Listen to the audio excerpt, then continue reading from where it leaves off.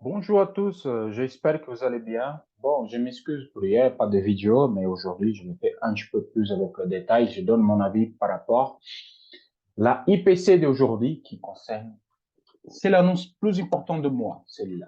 OK? Parce que, en fait, ça va toucher les inflations et ça, c'est à chaque 45 jours.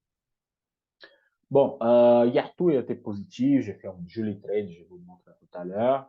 C'est le trade de la semaine pour moi. Donc, cette semaine, il a gagné déjà le premier trade, donc tout va bien.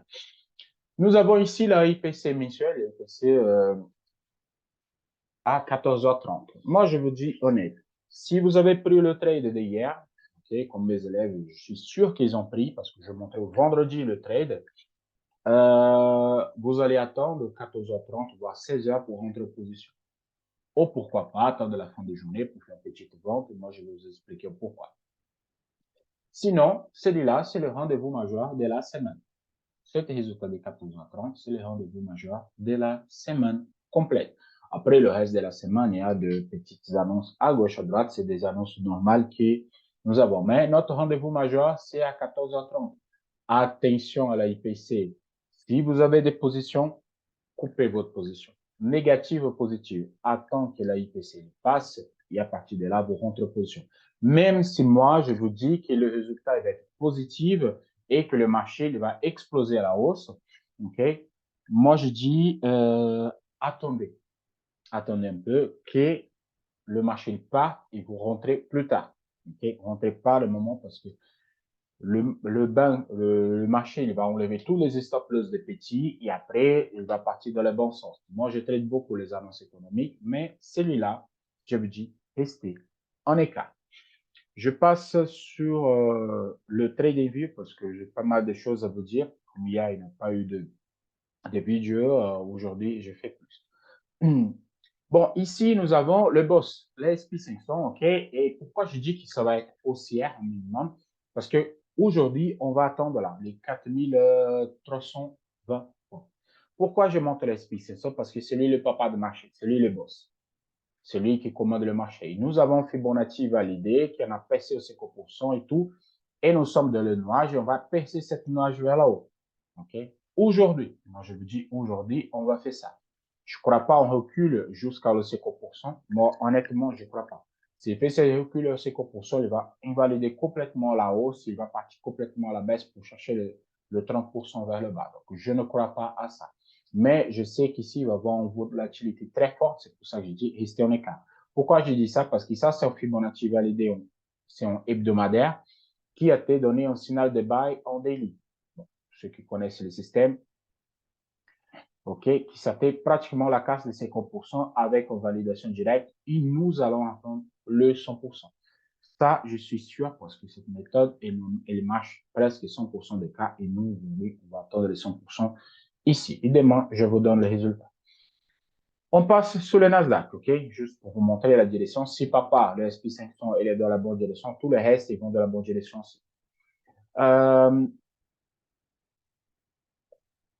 sur les daily, nous avons notre changement, un canal plus haut. OK, on a fait un dernier plus haut. Ça me méfie un petit peu à niveau hebdomadaire. Si le SPIC 500 recule, c'est l'annonce n'est pas favorable au marché, moi je vous dis que si le Nasdaq il repasse la zone de 12 200, il va venir tester les 61 de Fibonacci sur l'hebdomadaire. Et là, vous connaissez déjà, Fibo non validé, il va sur les 61. Si aujourd'hui le Nasdaq il ne clôture pas supérieur à 12 600, moi je peux vous dire, je peux vous garantir qu'il va retourner sur la zone de 11 500 minimum pour faire un test pour repartir. Nous avons ici un double creux, ok, là et là, qui a été cassé. Cette zone, elle a été cassée. C'est pas pour le baquet, mais elle a été cassée, ok. Donc, l'objectif de cette figure, il comble le gap. Je vais vous montrer des autres objectifs aussi. Pourquoi j'ai dit ça? Je viens sur le graphique pour faire la lecture, c'est l'H4. L'H4, c'est le graphique plus correct de faire la lecture. Nous avons cette canal, ok, qui a été travaillé, qui m'a dit plusieurs fois. Et le jeudi soir, je fais le vidéo vendredi, le jeudi soir, je dis le 61 des Fibonacci, il faut l'acheter. Fibonacci non validé, les 61, il faut l'acheter. Et moi, je dis, il faut acheter à ce niveau-là. Et vraiment, il faut acheter à ce niveau-là, OK? Mes élèves, je suis 100% sûr qu'ils ont acheté parce que eux, ils sont, quand je passe, ils donnent exactement. Donc, c'est Fibonacci, le flux de valeur. On prend de le sens que le H4, c'est le graphique à regarder. Pourquoi? Aujourd'hui, IPC positif, tout va bien pour le marché et tout. OK, l'inflation s'est contrôlée. On va percer cette zone et on va faire une accélération. Et moi, je vous dis pourquoi. Parce que d'ici jusqu'à là, on n'a que 12,5% et c'est largement faisable pour le Nasdaq. Par contre, en validation de cette figure, comme objectif théorique, le premier, c'est cette zone-là. Je vous montre pourquoi. Je vais faire tout de suite et je laisse pour faire ici, comme ça vous voyez. Si vous prenez la taille de la figure et vous posez à partir de la casse, ça donne l'objectif, premier objectif théorique, ça donne exactement ici. Okay? Ça, c'est le premier objectif théorique. Le deuxième, il donne carrément sur le gap, qui moi je dis qu'il y a cette gap à combler. Okay? Vous prenez ici et vous placez par rapport à la casse, ça donne le comblement de gap. Donc, cette figure de casse par là-haut, ça donne exactement sur la zone. Et ça nous donne une excellente zone de vente. Une grosse mèche qui revient et tout ça. Et vous dites, oui, mais c'est loin. Non, c'est pas loin. Ça, c'était proche parce que si vous mesurez, ça vous donne 5%. Et moi, je vous dis, le Nasdaq est pour faire plus de 5% de la semaine. Et cet niveau-là, ça me fait une clôture dans la nuage hebdomadaire. Et je viens sur l'hebdomadaire, désolé de vous dire encore une fois. Ça me donne en clôture à l'intérieur d'un nuage hebdomadaire et ça fait une zone d'équilibre de moyenne de long terme. Okay? Hebdomadaire, ça me donne en sortie, en zone d'équilibre à long terme. Et nous attendons cette sortie de nuage par là haut pour le valider. Donc, la zone qui, moi, je dis que possiblement nous pouvons faire jusqu'à juillet, rester ici dans cette zone, ça commence à partir un peu d'esprit parce que là, le Nasdaq, il est super bien, il commence à être bien orienté. Il faut qu'il rentre dans cette nuage à partir du moment qu'il est dans le nuage, là où on peut travailler pour faire sortir. Par contre, si l'annonce est négative, on retourne sur les 61, là, je vous dis que vraiment, ça va concrétiser ce que je dis jusqu'à juillet. Le Nasdaq, il va jouer sur cette zone-là. OK? Donc, H4, c'est observé. Okay? C'est vraiment observé. Le trade de la semaine que j'ai fait, et pour entrer ici, sorti là, j'ai clôturé hier à ce niveau-là, c'était un super trade. Là, j'attends. Si c'est négatif, je vais tenter un autre buy à ce niveau-là. Elle dit oui, c'est vendredi, parce qu'il va continuer à corriger, hop, hop, jusqu'à là. Et là, j'attends un signal de vente à ce niveau-là. Si l'annonce, c'est le négatif. Si l'annonce est positive, j'attends de la hausse, la baisse, un signal de buy, et à partir de là, je rentre. Okay? Je rentre pas sur les accélérations. Je vous montre pourquoi. Je viens sur 5 minutes et moi, je vais vous montrer les points d'entrée. Les points d'entrée. Le 61 de Fibo, il était là. Et là, moi, je laisse carrément cette touche. Et celui-là, c'était sur le 61 de Fibo. J'ai dit rentrer. Bien sûr, à qui rentraient ici, ils ont paniqué parce que ça part passer en négatif. Moi, je dis attendez. Et là, le signal, il est un bon signal. Signal de buy donné. Validation ici sur les croisements. Donc, si vous rentrez par là, c'est comme moi, je rentrais, OK? Je rentrais une fois, je rentrais ici, et autre fois, je renforçais la position à ce niveau-là. Et là, j'ai clôturé tout à haut, ça fait presque 2% de gains. Et là, c'est magnifique. Qu'est-ce que moi, j'attends de maintenant? On touche à ce niveau, prendre 1, 2, pourquoi pas 3 niveaux et ainsi de suite. Okay? Mais nous sommes dans la même vague de hausse d'hier, qui c'est pareil, OK? Ça me donnait un signal sur 15 minutes aussi, ça me donnait un signal. Et nous sommes dans cette vague. Pour rentrer à la vente, il faut carrément qu'il travaille la zone, croisement de sortie de nuage par le bas, plus le croisement des moyens mobiles pour prendre la vente. Donc là, c'est super bien orienté. Je ne crois pas que ça va retourner. OK? Mais le marché, pour faire des grosses mèches, oui. Mais pour l'instant, c'est tout va bien pour le bail. Ceux qui ont rentré là, laissez votre trade tourner. Ceux qui ont rentré comme moi, ils ont clôturé hier ici pour attendre carrément les inflations, les IPC pour rentrer encore une fois. Attendez. Si le marché il explose, pas de souci. On attend qu'il ça fait orange et on rentre pour venir plus haut parce qu'il est super bien orienté. Pour ceux-là qui n'ont pas rentré en position, attendez, ne tradez pas. Attendez que ça se passe à ce moment-là. Je vais passer sur le Dow Jones parce que le Dow Jones, pour moi, Il a validé cette figure, c'est pour ça que je suis très optimiste pour la hausse. Ne prenez pas en compte, s'il te plaît, les lignes bleues parce que je veux recalibrer cette ligne-là parce que pour moi, c'est pas trop top ce moment-là, donc je prends plus comme référence. Ça y est, on a notre vague, OK? Et là, on a attendu le 5%, 61, 78. Pour moi, cette figure, elle est cassée et elle est validée. Plusieurs tests. Hier, il y a eu la casse. Et à partir de là, on va attendre cette 5%. OK? On va vraiment attendre cette 5%. Je ne crois pas en retour. Sauf si l'annonce, elle est très mauvaise pour venir.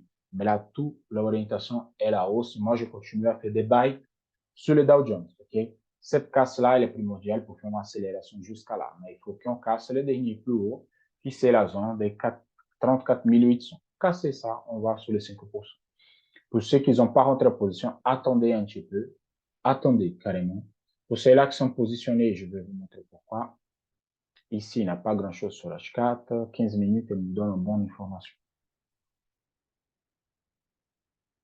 Pour celui-là qui hier aussi, ça donnait un signal de buy. Bon, un signal de buy, validation de croisement, hop, on rentre en position. Pour ceux-là qui ont rentré ici, que votre trade est sécurisé, comme le Nasdaq, vous pouvez garder votre position parce qu'on peut obtenir 1, 2, 3, voire pourquoi pas 4 niveaux aujourd'hui. Donc, ça fait un excellent trade. C'est le trade de la semaine, c'est celui-là. Ceux qui ont positionné hier, vraiment, vous gardez votre trade. Ceux-là qui n'ont, on va attendre qu'ils travaillent la zone, une nouvelle signal pour rentrer. Honnêtement, c'est ça. Ceux qui sont positionnés depuis hier, gardez. Ceux qui n'ont pas positionné, bon, il faut attendre des nouvelles. Le DAX. Le DAX, il est coincé sur les 61, ok, de ma expansion de Fibonacci, et le 15 300 et le 15 480, ok. On a de cette zone de range, il faut qu'on perce ça, il faut qu'on casse. On a eu la hausse d'hier, okay, pour ceux qui ont pris le trade, et maintenant il attend les Américains pour valider cette hausse. Le DAX, c'était la même situation de Nasdaq. J'ai envoyé celui-là, ok, à touche ici, j'ai dit il faut vendre. Et moi, j'ai tracé les Fibonacci et j'ai dit attention, Fibonacci non validé, les 61. Tout ça, je dis, pour ceux qui ont été attentifs, en plus, ça fait une belle étoile de matin ici. Voilà. Exactement sur le 61, étoile de matin. Pour ceux-là qui ont été attentifs, vous avez pris ce trade. Vraiment, je donne même le point d'entrée et tout. C'est juste rester attentif devant le graphique. Hier, sous 5 minutes, c'est le signal qui a donné. Si vous avez rentré ici, ok, là, vous faites en haut si vous paniquez, il n'y a pas de souci, vous rentrez sur le signal. Il y a eu le signal de buy, il y a le croisement avec validation. Donc, si vous rentrez par là, vraiment, ça fait un super trade. 61, c'est pour ça que j'ai dit, touche de 61, attendez un signal de buy sur votre stratégie pour rentrer, peu importe la stratégie, même si vous avez un moyen mobile sur votre graphique, pas de souci, attendez votre signal de buy classique que vous utilisez de tous les jours et après vous rentrez sur les positions. Moi, j'utilise celui-là. Voilà. Donc, les plus agressifs, ils ont rentré carrément sur le 61. Ceux-là qui ne sont pas agressifs, vous les attendez un signal comme moi, c'est bon. Maintenant, pour aujourd'hui, j'attends cette 100% là. Si effectivement le signal est positif, nous allons attendre cette 100% aujourd'hui. Et moi, je vous dis que moi, je vais faire un signe en vente le mercredi. Si on a la hausse et on travaille la zone jusqu'à là, ici, je vais vendre encore une fois pour les 61 et à partir, pourquoi pas, les 78. Okay? C'est ça que je veux faire. Sinon, casse ici les touches, je vais attendre le repli, je rentre en bail pour aller sur le 78. Pour l'instant, c'est bloqué. Oui, c'est bloqué. Mais en clôture supérieure à ce niveau-là aujourd'hui, ça me donne un signal de bail et j'explique. Cette vente qu'on a fait, c'était simplement cette mèche daily. Donc, la clôture ici, ça me valide la casse et je peux attendre le niveau supérieur. OK? C'est juste qu'il a hausse et la baisse que vous avez vu de 1 journée, c'est juste cette mèche. Donc, il faut effectivement que je clôture supérieur à 15 480 pour valider le bail. C'est pour ça que j'ai dit, si on clôture, on fait en hausse, on fait un repli, là, je rentre en bail encore une fois. OK? Donc, c'est ma vision, c'est celle-là. Le gold. Les gold 18,50. Voilà. J'ai dit 18,50 et parfaitement, il est venu sur 18,50. Bon. Daily, pas grand-chose à avoir. H4. Ah, H4, il est validé la figure supérieure. Et si vous mesurez le taille ici et vous projetez, attends, je le fais comme ça, vous voyez, vous prenez la taille de la figure et vous projetez de la case, ça donne exactement l'objectif théorique. C'est là qu'ils ont pris. Comme je dis, félicitations. Et là, on attend un petit repli. En fait, ici, je ne vois pas grand-chose sur les gold. C'est un peu difficile à trader. Pareil, il y a la casse ici. Ça fait le premier objectif théorique. Je vous montre. Et tout ça, j'ai donné. J'ai donné celui-là aussi, parce que je ne me rappelle pas. Voilà, ça donne l'objectif théorique. C'est fait. OK. Donc, les deux figures, ils sont plus valables. Et plus, j'ai dit, la touche ici, il faut le vendre. Bon, maintenant, honnêtement, je ne vois rien sur les gold. Je ne vois pas de hausse, je ne vois pas de baisse. Possiblement, il y a un figure ici. Attends, désolé, je vais essayer de faire rapidement.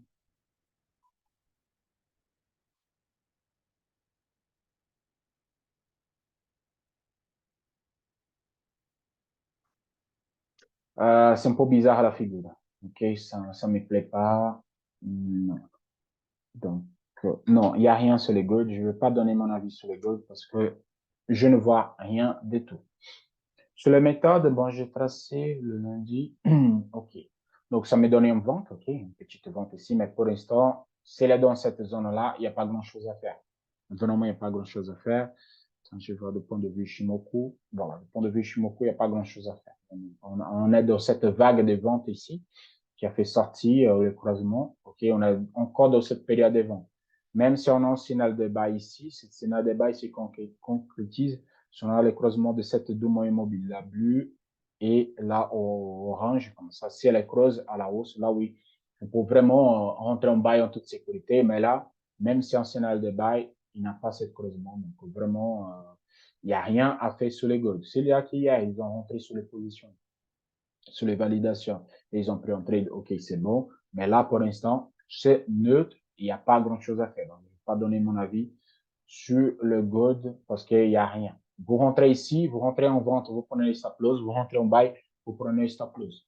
OK? Moi, je trade le gold pas sur 5 minutes à minute parce que c'est pas rentable, c'est pas viable, trop de stress. On passe sur le Bitcoin. Les Bitcoins. C'est un analyse de Bitcoin par semaine parce que le Bitcoin, il faut faire de long terme. Donc, on est arrivé vraiment sur notre creusement et là, on repart à la baisse. Donc, ça concrétise cela que j'ai dit exactement. Le Bitcoin, il va combler le gap. OK, le Bitcoin, il va combler le gap. J'étais cet week-end à parler avec des amis sur cette position-là, qu'ils ont fait tous acheteurs. Et moi, j'ai dit non, parce qu'il y a un gap, il faut le combler. OK, moi, j'ai envoyé un email à Karen, sur le tweet, j'ai fait un commentaire. Et même elle m'a dit que le Bitcoin, il n'existe pas de gap sur le Bitcoin. Oui, il existe un gap sur le BTC. OK, je vous montre. Pas sur Oanda, mais il y a un gap sur le futur. OK, il y a un gap sur le futur et le gap, il est là. Donc, cette gap-là, il existe, OK, et le marché, il va lui combler cette gap. Bon, bref, pour continuer, je vous dis, le signal de bas, il est donné à long terme, oui, mais pour valider, il faut le croisement de cette deux moyens mobiles, c'est pour comme ça que moi je travaille. Et moi, je vous dis, cet comblement de gap, ça me fait pousser cette moyenne mobile vers le bas et ça me fait repousser la haute vers la haut. Donc, c'est à cet croisement et on repasse à la hausse, là, oui, vous pouvez faire un bail vraiment pour envisager la zone de 50 000 points, 40 à 50 000 points. Oui, là, il faut faire. Mais pour l'instant, il faut vraiment rester en stand-by. Il faut attendre. Et toujours, il faut attendre des moments comme ça, justement parce que le Bitcoin, il obéit de règles de base. La tendance des fonds, elle est baissière, ok? C'est pour ça que j'ai dit, elle est forte baissière. On n'a pas le signal fort de retournement de tendance encore. Et moi, je veux dire, le Bitcoin respecte vraiment les règles de vente. Regarde, il y a eu la vente, et depuis qu'il y a eu le croisement, on a fait que de baisser. Donc là, maintenant, il faut attendre ce croisement pour faire des bails. Et là, je vous dis, comblement de gap, on peut partir. Donc, cette semaine, vous pouvez attendre. Il y a une étoile ici qui commence à se former une étoile de matin, mais je me méfie un petit peu. Si celui-là va valider, je ne crois pas, il va se retrouver. Comblement de gap, vous pouvez faire le bail en toute sécurité parce qu'il va vraiment chercher les plus hauts. Mais pour l'instant, restez en écart. OK, donc c'est tout pour aujourd'hui. Je vous souhaite à tous une excellente semaine de trading. Attention à l'IPC, 14h30, restez en écart si vous avez des petits comptes. OK. Si vous faites des scalping, encore restez en écart. Si vous faites des swing et vous êtes positionné hier, gardez votre trade OK, sur Nasdaq, DAX et Dow Jones. Stop loss supérieur au prix d'entrée 20-30 points. Comme ça, s'il y a une forte chute, vous pouvez mettre votre stop loss en toute sécurité, votre compte en sécurité, parce que si vous collez stop loss à zéro et en forte baisse, vous allez clôturer négatif. Donc, 20-30 points positifs, ça vous rassure. OK? Excellente journée à tous. Je vous souhaite à tous une bonne journée et on se voit demain pour de nouvelles analyses. Ciao, ciao.